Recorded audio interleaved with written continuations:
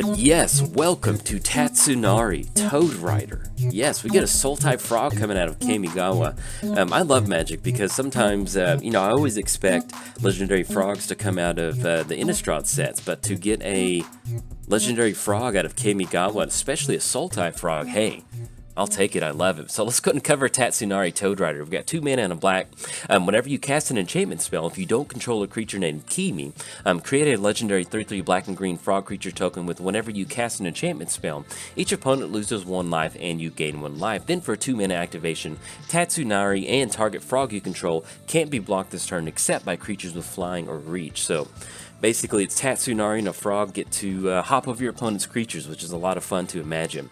Now, as far as the creative level on a deck like this is wide open. You can really build this deck whatever sort of way that you want to go for. Of course, the deck needs to resemble an enchantment deck. You need to have a higher amount of enchantments in than you normally would run. But as far as what sort of gameplay you need to go for, you can go for Sultai Curses, you can go for Sultai Gods, you can go for full-on Sultai Enchantress, Sultai Voltron. It's wide open. Whatever you want to do, it just needs to have a resemblance of enchantments in there, a higher amount of enchantments in there to make sure you can get that taxing effect going. Now, as far as the support package in a deck like this, you are building an enchantment deck. You can have Enchantress pieces in there, give you card advantage and different things like that. But you don't have to just go full-on Enchantress in a support package like this, or you don't have to have a huge chunk of the deck dedicated to your particular commander. You can spread that enchantment out across either control aspects, card advantage aspects, whatever that may be. You don't really have to have a huge chunk of the deck dedicated just to Tatsunari. Basically, with the support being in the middle like this, your deck's going to function without your commander on the battlefield. That's the big thing to take away as far as the support package in a deck like this. And as far as the timing goes, it's pretty much kind of wide open. There's going to be a lot of times where maybe you just get Tatsunari down and hope that it sticks around, and it does stick around, and you can slowly start casting and curving out in your enchantments to get that kind of life drain effect on your opponents. Or maybe you want to wait until you've got a lot of mana set up. Then you go for Tatsunari. It's only 3. Then you start casting some of your enchantments to make sure you get some value. And as far as the timing goes, it's pretty much, you can get it down early, get it down mid-game, get it down late game where you've got a lot of mana. Tatsunari is going to be nice to have on the battlefield, but you don't have to get it down to make sure that you can win, because at the end of the day, the core strength of your deck needs to be the Enchantress package that you've built for this deck. Now, no matter what sort of way you decide to build this deck, it's going to start with 5 cards. And that is going to be the Enchantress card draw pieces. We got Growthian Enchantress, Verdurian Enchantress, and Eyeline of Blossoms. If you've never built Enchantress, the way this operates is that you get some sort of card advantage engine going. So imagine if we have all 3 of these on the battlefield, we cast an enchantment, that's going to be 3 card draw. That allows you to start cycling through your deck to find more enchantments, and it's kind of like this snowball style effect of card advantage. So we get this down, we cast an enchantment, that's 3 card draw, then we get more enchantments, and we just really amplify that card advantage going for us, which really allows us to dig into our library and find win conditions, or find auras to put under our creature, whatever that may be. If you're building an Enchantress deck, it definitely starts with these 3 cards. I don't know how expensive, and I don't know the prices on these cards. Some of the older ones can be a little bit more expensive, but at the end of the day, if you're building Sultai Enchantress, it is definitely worth the investment because you're trying to build a card advantage engine.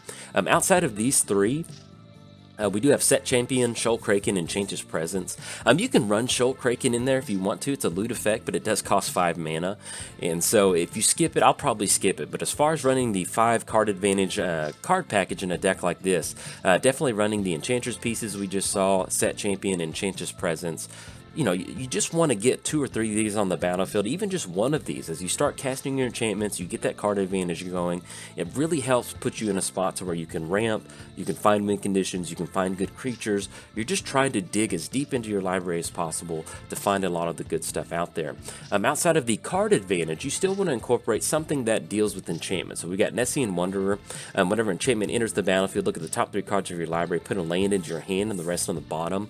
This is a great way to just get this creature down and kind of use this as a little bit of a ramp to make sure that instead of card advantage, you're getting land advantage. You're going to have land drops to make. Sage of Mystery is going to give you the option to mill yourself or mill an opponent. If you're building some sort of Sultai mill deck on your own, you are in Sultai, and Sultai is very good at that. Sage of Mystery is a wonderful way to cast enchantments and kind of start filling up your graveyard. And then Herald of the Pantheon, that's going to give you a reduced cost on your enchantments, and whenever you cast an enchantment, you get to gain 1 life. And there's also cards like Destiny Spinner. Destiny Spinner is a great card to run in an Enchantress deck because there may be some times to where, let's say that our commander's not on the battlefield, we can't get stuff moving, but we do have a lot of enchantments out there. That 4 mana activation to turn your land into a hasty XX creature where it's equal to the number of enchantments you control, that's a great way to take down a planeswalker. It's a great way to take down an opponent that doesn't have any creatures out there. It just gives you something to do in the late game if you have a bunch of lands out there, you have a bunch of enchantments, but maybe you don't have your high impact enchantments out there. Destiny Spinner gives you an alternative win condition to start attacking some of your opponents out of the game. Utopia is going to give you the option to put +1 counters on your creature as you get these enchantments down. It's really going to buff up the Voltron aspect of that. And then Sanctum Weaver, add X mana of any one color where X is the number of enchantments you control. This is not good in the early game, but you know, if you've got 5 or 6 enchantments out there and it's stuck around for a while, being able to tap down for 6 mana, hey, that's a lot of fun right there. You don't have to run all of these utility enchantment creatures in there, but you still want to have some sort of utility creature package that cares about enchantments being cast, whatever that may be. Moving on to the Frog Voltron. Yes, we get to the good part. You've got Grolnok, Yargle, and the Gitrog monster. If you don't know, if you're new to my channel, I absolutely love building Frog Voltron. I love getting a frog down and sticking as many enchantments on it as possible, or as much equipment as possible, and just going to town and having a lot of fun. If you want to check these out, I have built decks for all of these. I've got deck lists for Grolnok, Yargle, and Gitrog monster down in the description below. I also have gameplay footage of Grolnok, Yargle, and Gitrog down below. I love Frog Voltron. It's a lot of fun. It's one of the best ways to play Magic. Now, each of these have their own unique ability to generate some sort of card advantage. Gitrog's going to have lands go to the graveyard, gives you some card advantage, some card draw. Grolnok's going to create this exile zone where you can cast enchantments that hit the graveyard, and then Yargle's just a 9/3. It's nice to have a 9/3 sometimes. If you're going to be building Frog Tribal, I would just start with these. There's other frogs out there that you can throw into a deck like this, but outside of these frogs, there's not a lot out there. Just going to be honest. You can definitely build Sultai Frog to have it unblockable, but if you just end up running these 3 frogs, you're pretty much good to go, because some of the other frogs, they're just really lacking in abilities to make the deck kind of function. You might as well run an enchantment over some of the other frogs that aren't these particular frogs, just because they give you immediate impact as soon as they hit the battlefield. But yes, if you want to check out deck lists or gameplay footage, and if you're just coming to this video because you're like, hey, I would like to build Frog Voltron, there's nothing wrong with deciding to end up building Grolnok, or maybe you end up deciding to build Gitrog instead, or just an all-in Yargle deck, whatever that may be. If you're wanting to build Frog Voltron, there's some really good starting points down in the description below. Now, what makes a good Frog Voltron deck? And that's going to be running a lot of auras. You want to be able to kind of have this redundancy in being able to cast enchantments and return them back to your hand. Whip Silk and Shimmering Wings. Once again, you know, imagine we have 2 of the Enchantress card draw pieces on the battlefield. We cast Whip Silk, that's 2 card draw. We turn 1 green mana, return it to the hand, cast it again, that's 2 more card draw. You want to be able to have the ability to cast an enchantment, get card draw, and return it to your hand, just in case you can't keep that card draw chain going with enchantments that you cast. And also Rancor. Rancor is a wonderful way to give your creature trample, that +2/+0, and if something happens to it, it's going to go back to your hand. That way you can go for that Voltron piece again, whatever that may be. Outside of the Flicker auras, you also want to run some sort of protection aura and high impact aura. Ancestral Mask, this is the card that you dig for. This is why you're running Enchantress card draw, because you get your enchantment pieces out there. Then you get Ancestral Mask on your Frog Voltron. Let's say that we have 5 enchantments out there. It's going to be +10/+10 unblockable. Hey, that's some good magic right there. Alpha Authority, that's going to give it hexproof, and it can only be blocked by 1 creature. So if we've got Rancor on our Frog, we give it Alpha Authority, we've got it protected, and we can just send all of our damage in with only 1 creature that they can block with. It's a wonderful effect. And then Canopy Cover. Canopy Cover is going to give us that evasion effect, and at the same time protect our commander or our Voltron Frog. It's going to be really important to have some variation of protection in there, especially if you're casting a lot of enchantments, because you're investing all into 1 creature, and it's going to be a big target at the table, so make sure you have ways to protect it. There's also cards like Exoskeleton Armor. That +X/+X is going to be pretty big, especially with 3 other people at the table. You know, let's say we're getting cards in the graveyard, we've had creatures removed, get down Exoskeleton and Rancor, Ancestral Mask. Now you can kind of see how this Frog Voltron power and toughness can get really out of hand really quick, and that's good for you but not good for your opponents. There's also Shielding Plaques that enters the battlefield, some card advantage and some protection. And Oath of the Ancient Wood, this is almost kind of like an Enchantress card draw. It's not card draw, but whenever enchantment enters the battlefield, you get to put a +1 counter on target creature. This is another really good way to get this down. It's not attached to a creature, so they're gonna have to target this card out themselves, but it's gonna give you that option to cast in, let's say we go for one of the flicker auras. We have Oath of the Ancient Wood on the battlefield. We go for that flicker aura that's a +1 counter, return to the hand, +1 counter. You're going to be able to slowly invest in these +1 counters on your creature and really start to swing in.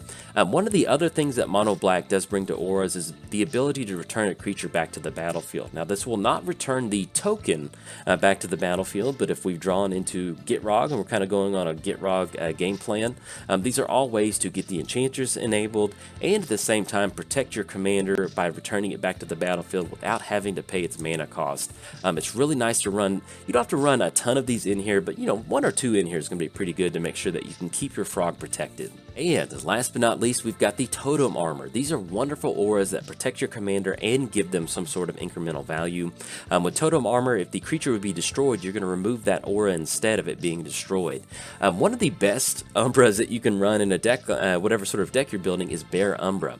Whenever this creature attacks, untap all lands you control. So, let's say that we have our Enchantress card draw pieces out there in our main phase. We tap down a lot of our mana, get some card advantage, swing in with a creature that has Bear Umbra on it, untap our lands. Then we go to our second main phase. We're going to be able to cast the cards that we drew in our first main phase with a fresh set of lands that have untapped. This is one of the best auras that you can run in there. There's a lot of Umbras out there, a lot of Totem Armor you can run. You can run all of them if you want to, but these are some of the high impact ones that I tend to kind of lean into. But if you want to go full on Totem Armor, you certainly can. One of the other ways that you can really amplify your enchantment count is by running enchantment creatures in your deck. Dryad and Courser of Crufix, that's going to give you some really nice mana fixing. Brain Maggot's going to allow you to attack somebody's hand at the table, whatever that may be. The good thing about these enchantment creatures is that they're actually really good. You're not kind of running a subpar creature in here. You're running a good creature that also happens to be an enchantment, which really kind of hits on that Enchantress card draw game plan. You also have cards like Boon Satyr and Night Howler.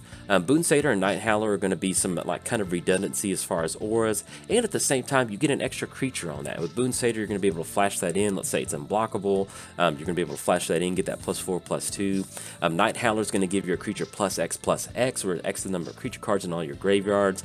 Imagine we bestow Night Howler onto one of our Frog Voltron threats, then we have Rancor on there, so it's got that high power and toughness, and it has trample, unblockable, whatever that may be. You're in a really good spot. And you also have cards with like Riptide Chimera. At the beginning of your upkeep, return an enchantment you control to its owner's hand. Even if you're just returning Riptide back to your hand. Let's say we have 2 card draw Enchantress pieces out there, and we have Riptide, we cast it, that's going to be 2 card draw. Next turn we have to return it, we cast it again, that's 2 more card draw. Riptide Chimera is going to allow you to get the card draw engine going, get it kickstarted, because a lot of times, as long as you just draw into another enchantment, that's going to be more card advantage and more card advantage. So it's nice to be able to run an enchantment creature in here that allows you to kind of kickstart that value. Now, when you move on to black enchantment creatures, you've got some really cool options. We got Grim Guardian, which is going to be kind of a redundancy or a backup game plan for our frog token out there. Whenever enchantment enters the battlefield, each opponent loses 1 life. We also have Doomwake Giant, which is if you get this down in an Enchantress deck, ooh, is this hard for your opponents at the table? Whenever another enchantment enters the battlefield, creatures your opponents control get -1/-1 until end of turn. So let's say we have Doomwake on the battlefield, we have some of those flicker auras, we can start to flicker it to give your opponents -1/-1, -1/-1, -1/-1. Each enchantment that you cast, you're going to get that -1. Now, you may not completely wipe the entire board out, but there's a lot of mana dorks and there's a lot of utility creatures just sitting at the 1 or 2 toughness. And so simply having Doomwake Giant down to cast some enchantments, it's going to be a really good way to kind of attack your opponent's creature board. And also Blightcaster. This is going to be a little bit more of a targeted removal with enchantment, but whenever you cast an enchantment, target creature gets -2/-2. Most of the creatures in Commander, you're looking at 2 or 3 enchantment casts and you've got it done with Blightcaster. So it's just kind kind of nice to have that out there. And imagine you have Doomwake Giant and Blightcaster. You get a couple enchantments down, they get -1/-1. Blightcaster trigger, boom, you're going to get rid of a creature. So it's nice to, you don't have to run all of these in here, but at least Doomwake Giant, yeah, get it out there, have some fun, start withering away at your opponent's board state. Outside of the utility enchantment creatures, you can also go for a legendary enchantment creature god. The good thing about these creatures is they're indestructible. There is devotion to get them turned on, but you're running an Enchantress deck, so most of the time you're going to have some variation of devotion to turn these on. I'm not going to cover all of them, but I'm just going to show them. Freak is going to allow you to get stuff out of the graveyard. Thassa is going to give you card advantage. Erebos is going to give you some card advantage once again. Leah is going to give you the option to kind of buff up your board state. Once again, Erebos is going to give you some card advantage.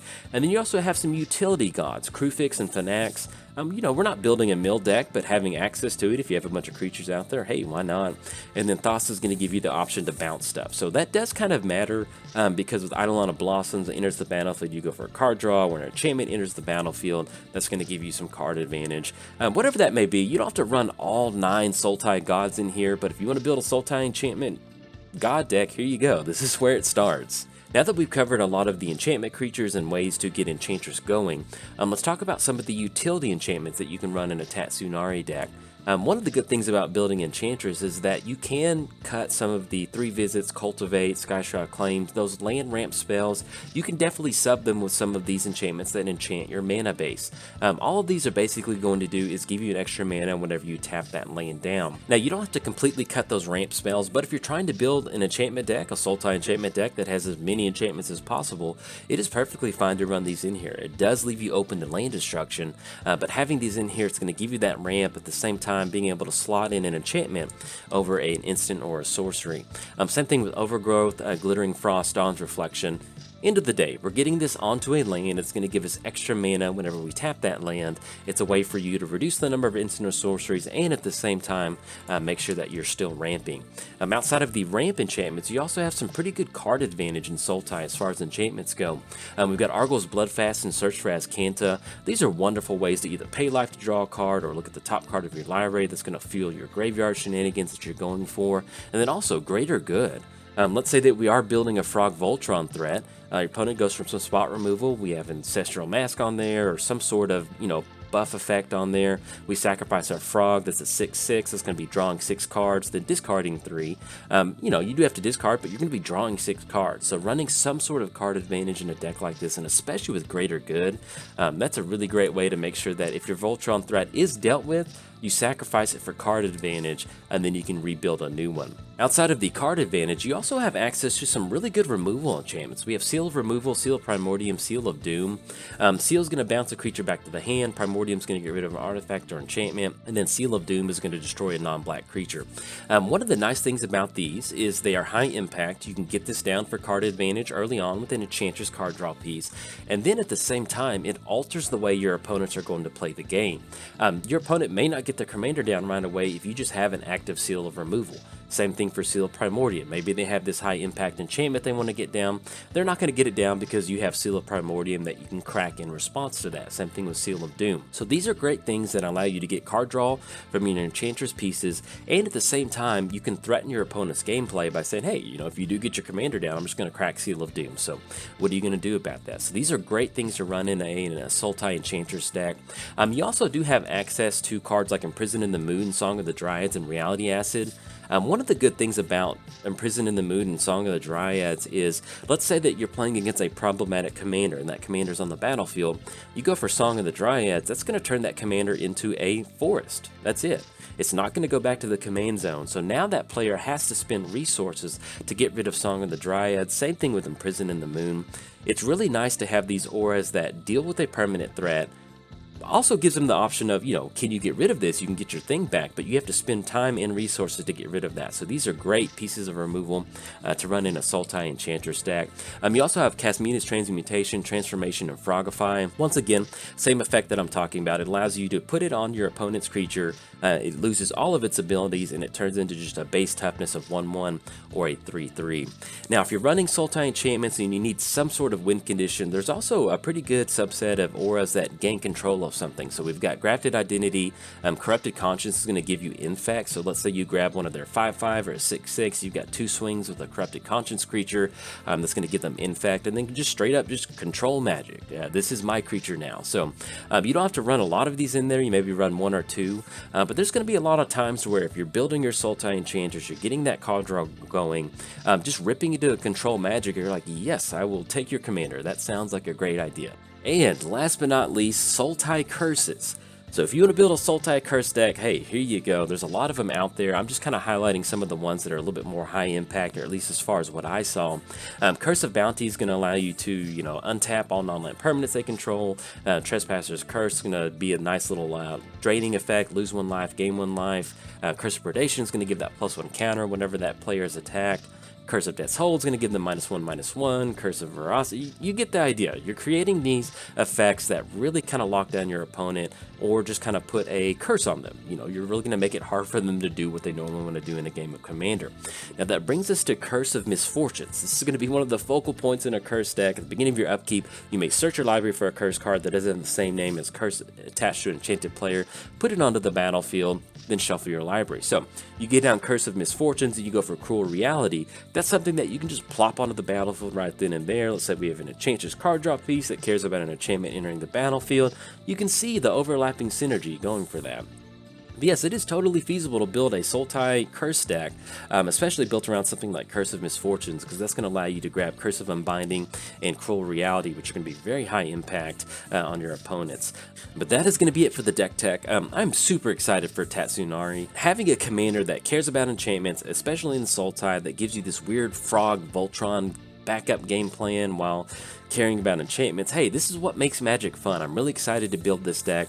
If I didn't cover something that you're putting in your deck, or you're going in a certain way, hop in the comments, let me know. I like to read them. There are people watching this video that want to build this commander, so you may give them an idea to go off of. Just put it in there. I enjoy seeing them and seeing different perspectives on deck building. But at the end of the day, if you're going to build Tatsunari, hey, get out there, have some fun, get those Enchantress card draw pieces in there.